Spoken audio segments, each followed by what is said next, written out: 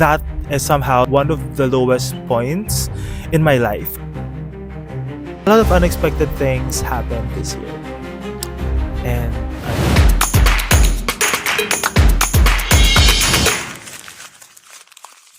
hello and welcome to another episode here in this channel. I just want to reflect on my 2025, and I know na magiging mahirap to para sa aking self na mag-edit ng video na to kasi random ulit siya. Pero yeah, let's do this. Unlike may mga other contents din kasi ako na may structure na talaga, ganyan. So, para mas organized. Pero this one, let's see where the yapping session brings us. So, it is quite fun to go back here sa LB and shoot this episode dito sa LB. Also considering that this year, ito yung year na nag-move out ako dito. This is for my future self. Actually, feeling ko papunta na rin ako sa like I want to release contents out there but not promote it just for myself para balikan niya in the future. Ganon. And to see kung saan na ako dinala ng mundo. Kung nasa na ako at a specific stage of my life. I started the year na may sakit, na hindi ako makalakad. Mismong birthday ko last year ay hindi ako makalakad. I was not feeling well. 1 week din ako na nasa kama lang, ganyan. Ito yung year na nag-move out ako sa LB because I got an opportunity sa UP Manila to teach there as the senior lecturer. I taught there for 1 semester. Nag-start ako January to mga June yata yan. May tapos naman na, pero yung on paper like hanggang June siya. And it was an eye-opening experience. It was a good experience. I love my students there. I love how like we really took our time together na mag-make sense lahat ng mga kaganapan sa courses na tinuro ko doon, na maituro ko talaga sa kanila, na maintindihan nila. Basically, my teaching style there was more of a teamwork and also me like giving more effort when it comes to letting them understand kung ano yung mga concepts na yun, etc. Because I do not want to end the semester na walang natutunan sa akin yung mga estudyante. So that's basically my teaching philosophy. One of my highlights then ng stint ko doon is that we created a vlog with my students there, and I really love that vlog na parang documentary siya, ganyan. I love producing that, and sobrang nag-enjoy din ako sa paggawa nun kahit na parang yung mga clips na inilagay namin doon hindi talaga siya scripted or what, pero sobrang I love the confessionals ng mga students ko. Ililink ko dito. Wow. Para mabalikan. Wow. On one hand, meron ganon. On the other hand, that is somehow one of the lowest points in my life. I lived in an apartment na walang bintana. Wow.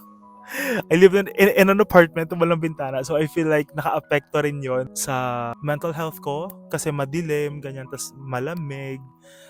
Ayun yung time na lagi ako naka-aircon, ganyan. And basically, when you're in Manila, wala naman ako as super duper friends talaga na biglang umaraw ng ganyan. Sure ako na dito. So, I mean, wala akong as in friends or community pa sa Manila. So, isa rin yun sa mga as someone na extrovert. So, ayun, para lagi lang ako nasa apartment kapag walang klase, ganyan. Minsan, nagtatawag ng friends na kung napapapadpad sila sa Manila, something like that. So, ayun.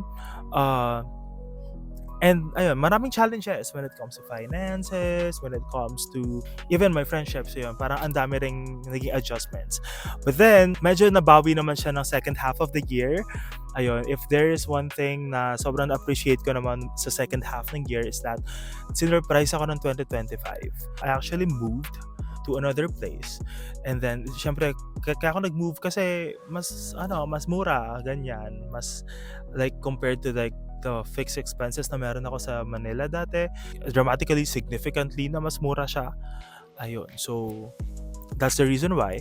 And, na-surprise ako kasi I was really locked in noong mga June, July na pagbutihan talaga dun sa job na meron ako, which is yung job ko online. Then biglang dumating ang opportunity ng mga August na, like late July, then start ng August.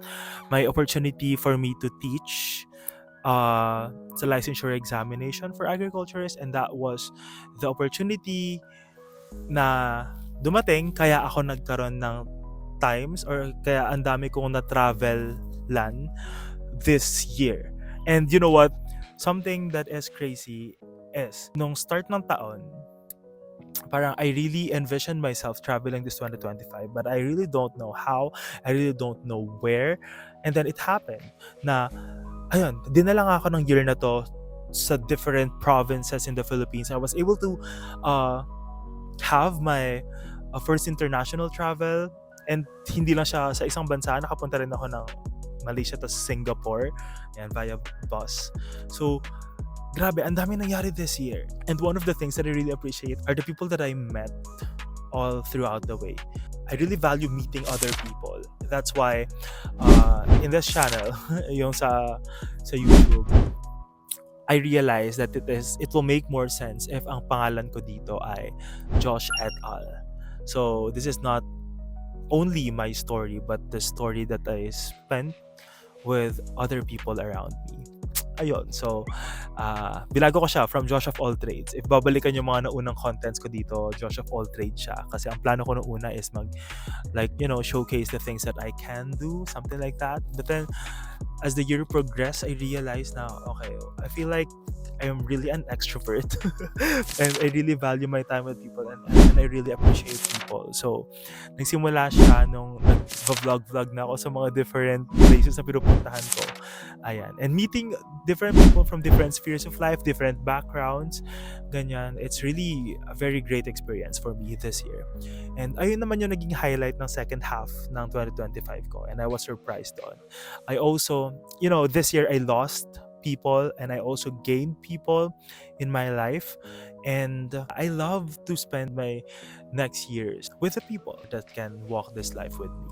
Feeling ko ayun yung highlight niya. From me being isolated mostly sa first half ng 2025 to me exploring the Philippines, and a lot of unexpected things happened this year. And ayun. So, ayun lang, yung sa konting reflection ka lang talaga this year. Sana hindi mahirapan yung sarili ko sa pag-edit na ito. Wow. Ayan, sige. I'm just gonna include here na I really love this season. I filmed this December bago mag-Christmas, December 21 to be exact. And for the past weeks, I've been meeting people that are valuable sa akin from, alam mo yun, years back. Like friends ko na hindi ko nakita for several years. Mga friends ko na nakita, ang last namin kita last year, 2 years ago, something like that. So, I really enjoy the time ngayon, the season ngayon of catching up with them and seeing kung saan sila, kung nasa na sila ng life nila, and I'm really happy to also see their growth. And ayun, I love spending time with them. And ayun talaga yung as in super duper super duper highlight ko this month, December. Ang dami kong na-meet ng mga friends ko. Parang every week, mayroon akong mini-meet na friends ko from college, ganyan. And I love this time. I love this season. And I feel like I am really blessed with a lot of amazing people around me. And ayun, if there's one word to describe this year, it's a 180-degree turn. Grabe, na-surprise talaga ako. Hindi yun one word. Hindi yun one word. And surprised na lang. Or surprises. Ayun na lang. Surprises. Kasi a lot, or unexpected. I think that's better. Unexpected. I didn't plan a lot of my travels this year. I didn't plan them ng January. Kasi ganoon ang klaseng tao. Nagpuplano ako ng mga mangyayari sa taon. And a lot of growth then. Growth then sa Sprout Up, sa Yabong Pilipinas, and even sa akin professionally. I firmly believe that I have grown so much when it comes to how I deal with my profession, with the things that I love to do. Ayan. So I feel like that's it. And of course, people. Sige. Gagawin ko na lang 3 words. To describe 2025. Ayan. First is surprised. Second is growth. And the last is friends. Ayun. Syempre, I really love meeting people. And actually, that's my inspiration then to to work hard para kahit nasan man yung mga friends ko, I can go there. Yeah. And yeah, I think that's it for this video. 2025 was a blast. Ang dami nangyari. I feel like if you look at my reels naman, yung mga like I love editing those. Pero ang dami ko pang hindi na edit from Malaysia and Singapore. Pero sige, i-edit ko na yan sila. Yan. I love this year. I love this year. And yeah, I'm turning 26 next year. And I'm excited sa kung saan ako pupunta next year. So kung saan ako dadalhin next year.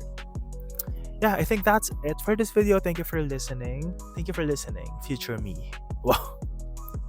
Anyway, that's it. Thank you for listening. Bye.